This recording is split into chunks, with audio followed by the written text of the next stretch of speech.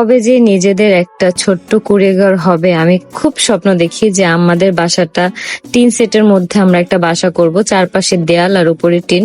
কারণ আমার যেহেতু এতটা সামর্থ্য নাই, আর আমরা হচ্ছে মধ্যবিত্ত ফ্যামিলি থেকেই হচ্ছে বিলং করি, যার কারণে আমাদের বাবারও কিন্তু ওইরকম আর্থিক অবস্থা নাই। কিন্তু আমাদের ফ্যামিলিতে অনেক সুখ, অনেক আনন্দ, অনেক মজা আছে।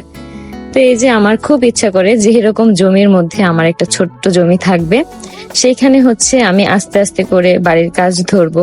আলহামদুলিল্লাহ, যদি কখনো এরকম হয়, তোমরা সব সময় সবকিছু দেখতে পারবা। আমি সবাইকে দেখায়া জানায়া শুনে আমি সব করব, আমার সবকিছুই তোমরা দেখতে পারবা আস্তে আস্তে। তো আমার ইচ্ছা একটা ছোট্ট কুঁড়ে ঘর আমার থাকবে, কিন্তু টিন সেট। বৃষ্টি আসলে সেই বৃষ্টির আওয়াজ মানে রুম থেকেই যাতে শোনা যায় সেই ব্যবস্থাও থাকবে।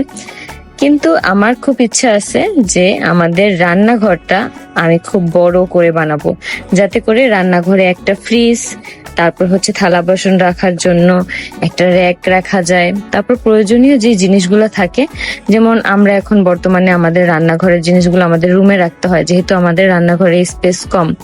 তো এই রান্নাঘরটা নিয়ে আম্মুকে দেখছি যে অনেক সাফার করে, অনেক কষ্ট করে। তো খুব ইচ্ছা যে আমার বাড়িতে হচ্ছে রান্নাঘরের স্পেসটা একটু বড় রাখবো, যাতে আম্মুর কষ্ট করে রুমে বারবার যেয়ে এসে কাজ করতে না হয়, রান্নাঘরে থেকেই যেন আম্মু সবকিছু করতে পারে। আর আয়াসের জন্য একটা এসিও নিব আস্তে আস্তে, খুব শীঘ্রই। দেখি আস্তে আস্তে কিভাবে কি হয়। ডাউন পেমেন্ট হচ্ছে একটা এসি নিয়ে নিব।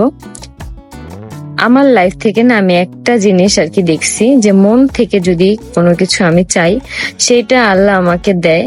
হয়তো দেরি হয়, আবার কোনোটা তাড়াতাড়ি হয়, বাট আল্লাহ আমাকে সেই জিনিসগুলা দেয়। আর আমি যে জিনিসগুলা নিয়ে বেশি কষ্ট পাই, সেই জিনিসগুলোর বিচারও আল্লাহ করে। দেখো এখানে কতগুলা মুরগির ছাও, কত বড় বড় মুরগি এখানে।